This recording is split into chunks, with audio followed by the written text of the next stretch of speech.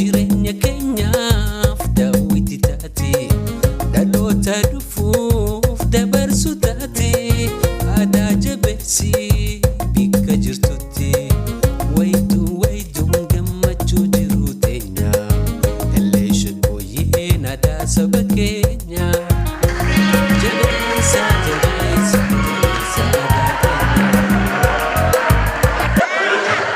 aadaa keenya.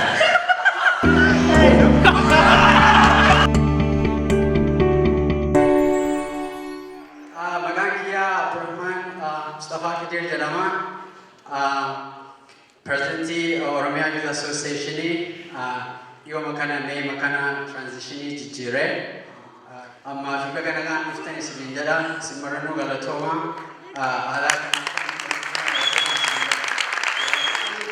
Oromia buku khesa bahu demlu borana rane galle jambi ko sangga madura jani fi kharat kati gatte mani kopina raqabu wadalo sirbota adda fi akasumasi taba gababa taha akkuma gutawan jedhetti jalqaba hanga Oromoo Booranaa fi Gujiirraa eegalla hawwisoonni sirba kana gadi bahaniiti agarsiisanii nus deddeebineeti qophii qabnu isiniif ibsaa akkasittiin gaggeessinaa jechuun galatooma.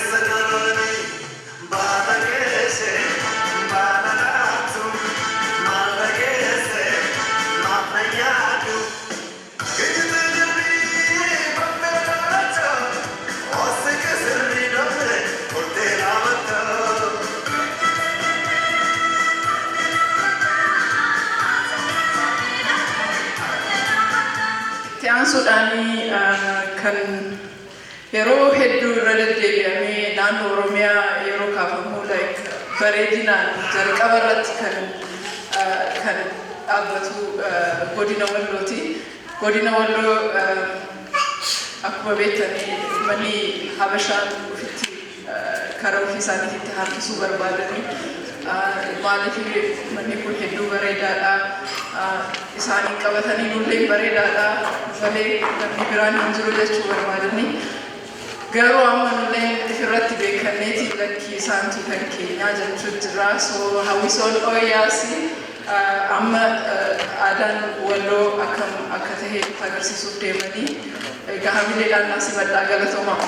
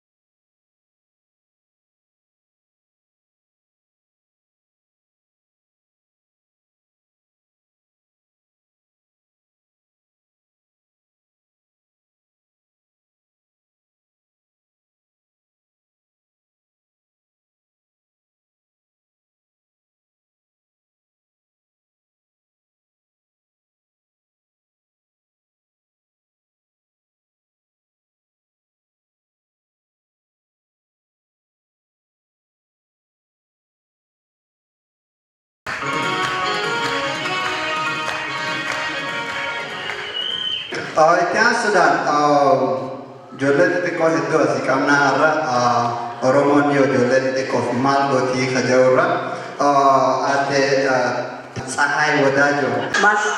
Handarii, Sattawaa, Leet, Waraabes, Hantuut, Handarii,